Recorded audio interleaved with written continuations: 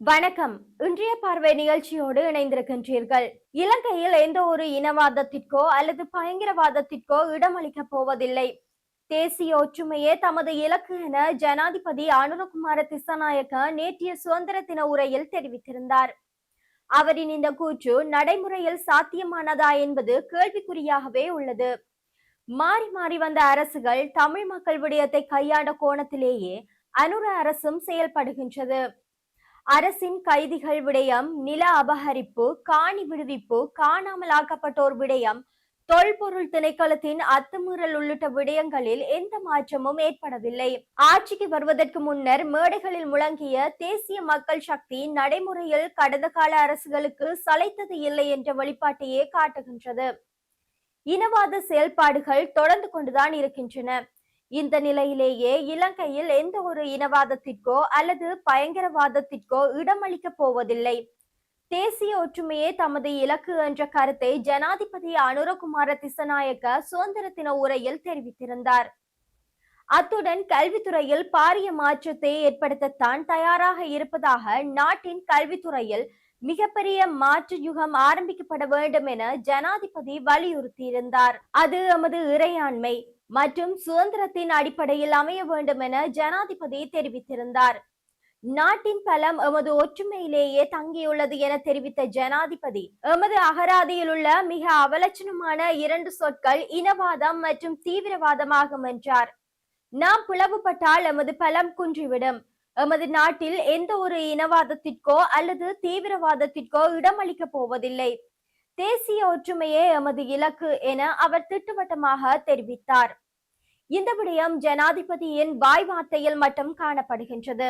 அவர் அதிகாரத்திற்கு வந்து 1.5 ஆண்டுகள் கடந்தும் எந்த மாற்றமும் இல்லை.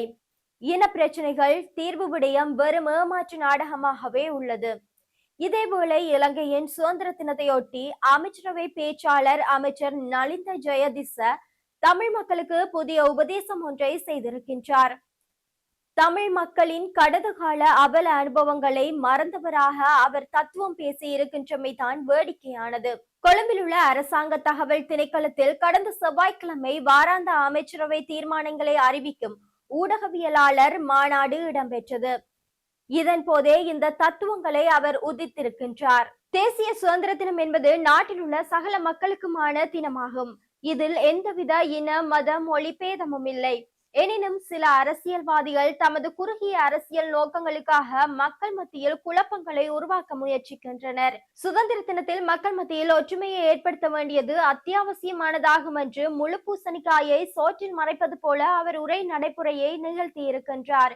வெள்ளையர்களிடமிருந்து இலங்கை சுதந்திரம் பெற்ற இந்த 77 ஆண்டுகளில் தமிழ் தேசம் தனது கொடி உரிமை, குடியுரிமை, வாக்குரிமை, மொழி உரிமை, நில உரிமை, தொழில் உரிமை, பண்பாட்டு உரிமை, மரபுரிமை, அடிப்படை மனித உரிமை என்று அனைத்தையும், வாழ்வுரிமை வரை எல்லாவற்றையும் தொலைத்து எமது தாயக மண்ணிலேயே வேரோடும் வேரடி மண்ணோடும் சாய்க்கப்பட்டிருக்கும் நிலைமையே இங்கு நீடிக்கின்றது.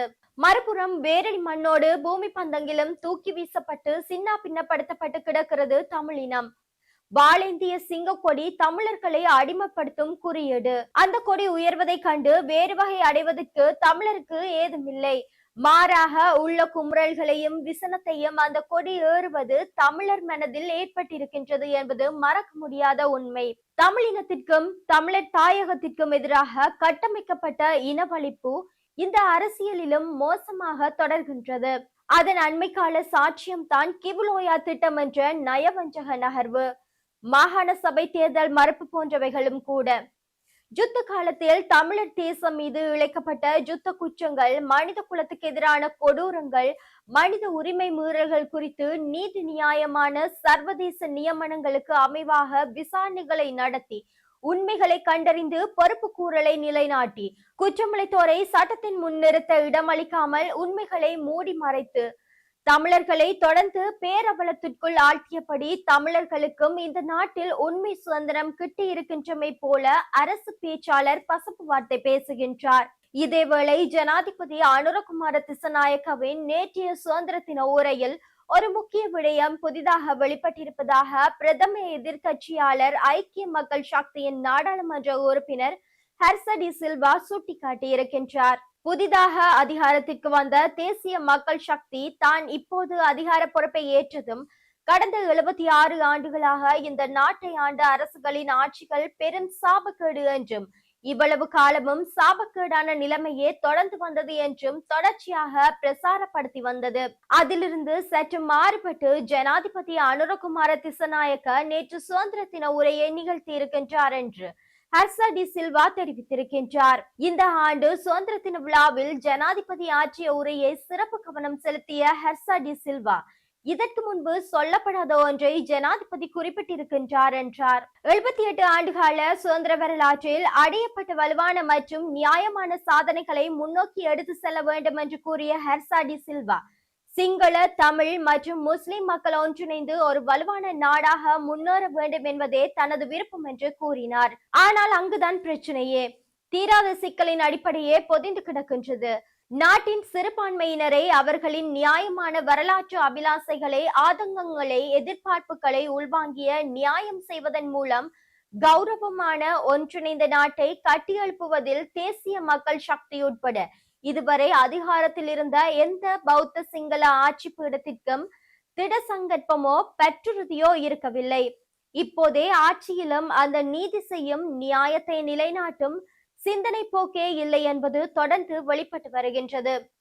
ஆகவே நாடாளுமன்ற உறுப்பினர் ஹர்சா டி சில்வா கூறுகின்ற சிங்கள, தமிழ் மற்றும் முஸ்லிம் மக்களை ஒன்றிணைத்து ஒரு வலுவான நாடாக முன்னேற வேண்டும் என்ற கனவு தொடர்ந்து பகல் கனவாக நீடிக்கப் போகின்றது. அதை மாற்றியமைப்பதற்கான நீதியான அரசியல் தலைத்துவம் இன்னும் தென்னிலங்கையில் வரவே இல்லை. பேரினவாத அடிப்படையில் அரசியல் செய்யும் தலைமைகள் தான் தொடர்ந்து தென்னிலங்கையில் நீடிக்கின்றது. நன்றி. இதோடு இன்றைய பார்வை நிகழ்ச்சி முடிவடைகின்றது.